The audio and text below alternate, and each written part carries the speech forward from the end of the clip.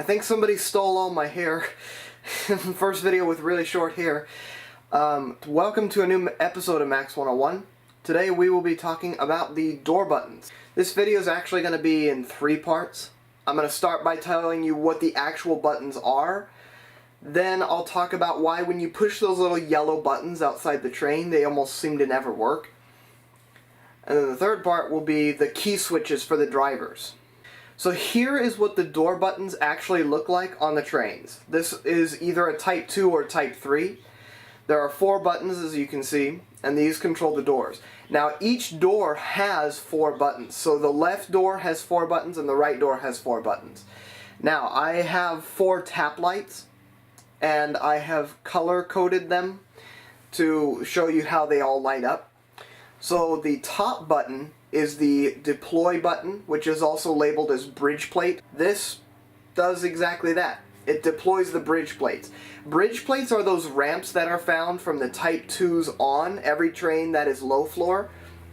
They're those ramps that automatically extend out of the train at the push of a button. So as the driver pushes the deploy button, it deploys the ramps.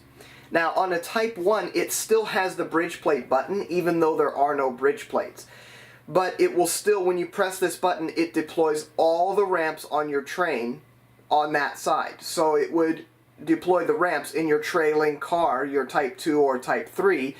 So even though the Type 1s don't have a ramp, if you push the button, they will come out on your trailing car. The next button below that is the close button. This gives you the doors closing announcement and closes the doors. The doors are closing. Train departing. Please hold on. The open button opens the doors. Pretty self-explanatory. And the button on the bottom is the release button. This is what we're concerned about for getting those yellow door buttons to work.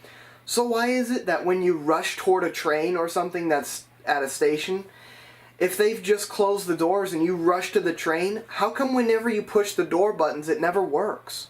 Well, there's a very good reason. The only way for these door buttons to work is for them to be turned over to release. Now when you press the release button, it becomes the only door button lit up in your panel. And so when a driver pushes release on either the left door or the right door, outside and inside the train on those yellow door buttons, those door buttons themselves should be lighting up. They have little green lights in them. Those should be lighting up.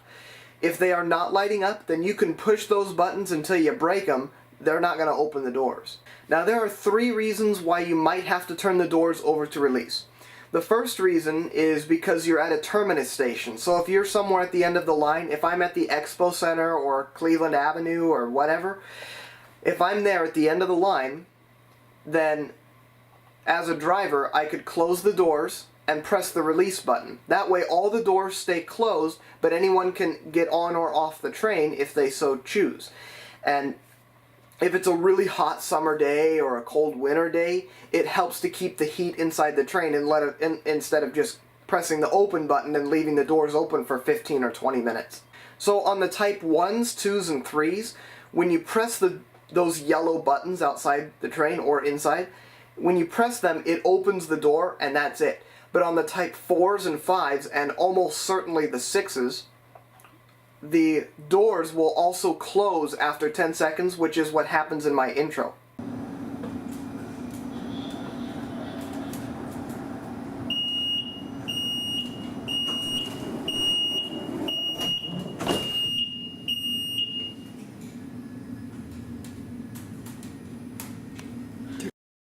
Another reason that you might have to turn the doors over to release is if you're stuck at a platform.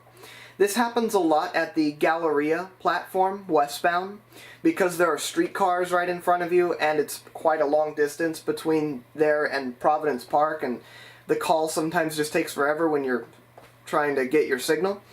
So you might notice that if you're ever at the Galleria station, and if you're ever standing in the train or outside the train or whatever, you'll see the door buttons light up, and that tells you that, again, the doors were turned over to release because we're going to be here for a while. So the doors will close and the driver will turn them over to release, and in that case you can push the yellow door buttons even in service and the doors will work.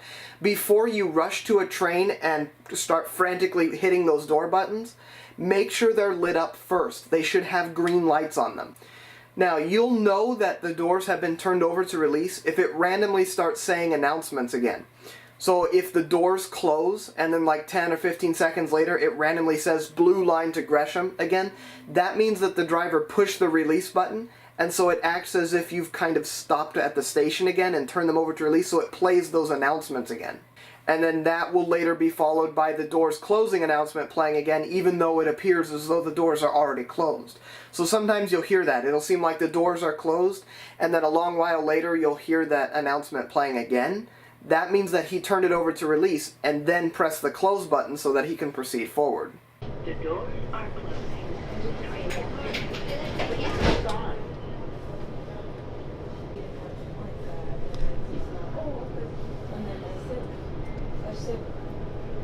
I said the only thing I will miss Blue working line is just to gonna be Portland like City Center the and image. But Hillsborough. I said she Same here, would so work with let's the check. so The doors are it's something that closing. she's good Train to go. But that's departing. literally I Please said the hold only on. The third reason that they might turn the doors over to release is if there's some sort of disruption that just happened. Let's say there's snow or ice or something, and so maybe ice built up on the overhead wires and it's kind of shut the whole system down. The trains can still stay there with power, but they can't move anywhere. So the drivers will oftentimes turn the doors over to release by that point so that anyone can enter or exit the train to stay warm or to stay out of the elements. So that could be another reason. That one's not used as much, but it has been done before. So why does this system exist in the first place? Why can't I just, after the train doors have closed, why can't I just open the door? It can't take that long, right? Well, no. When it's time to go, it's time to go. If a driver misses his preempt signal, all because you were trying to frantically get into the train and now all that, it takes enough time to where if his signal changes, he's ready to go. But if you're trying to get into the train, and let's say those buttons actually worked, if you're pushing the button trying to get into the train, then it's just going to delay everything. And by the time you get into the train and the doors close again and the train is ready to depart, that signal may have timed out and now we have to wait for the whole signal to pass again. We have to wait for it to change. And now the trains behind you are getting closer and closer to you. We might be here all day. Also, don't think you're doing good by holding the doors open for somebody. Don't hold doors, people. The only MAX 101 episode in existence where I'm starting to yell at Portlanders. Just live by this saying. People wait for trains. Trains don't wait for people. Okay, PSA out of the way. Now let's talk about out-of-service trains. So if a train ever goes out of service, how would the driver get in or out of his train? Well, he wouldn't want to turn the doors over to release because that would activate all the door buttons, and that means anyone could just come in or out of the train. And that's not what you want. You just want the driver to be going in or out of the train. Well, the solution that they came up with was key switches. So I filmed some of these key switches that I'm talking about. They're outside the train and inside the train. The type ones are a little weird, I'll explain those in a minute, but on the 2s through 5s, there's a key switch right by the last doors of the train, and the driver can just stick his key in there to open or close the doors himself. Then after he opens the door, it just opens the single door, he can go in and there's a key switch inside that will close the door. On the Type 1s, there's a key switch on the last doors, just like on the other ones. But after opening the door, there's no key switch inside to close it again. Instead, the driver has to go into his driver cab, and there he can open or close the last doors of the train. Now the bridge plate buttons on the Type 2s through 5s, if you notice outside, those ramp buttons will light up every time the doors are open. Those don't have a separate control to turn those off. Those are always active. As soon as the driver just pushes the open button to open the doors, those bridge plate buttons will also turn on outside the train. This is in case you're in a wheelchair or whatever and the driver didn't see you, or maybe he didn't realize that you needed the ramp or whatever.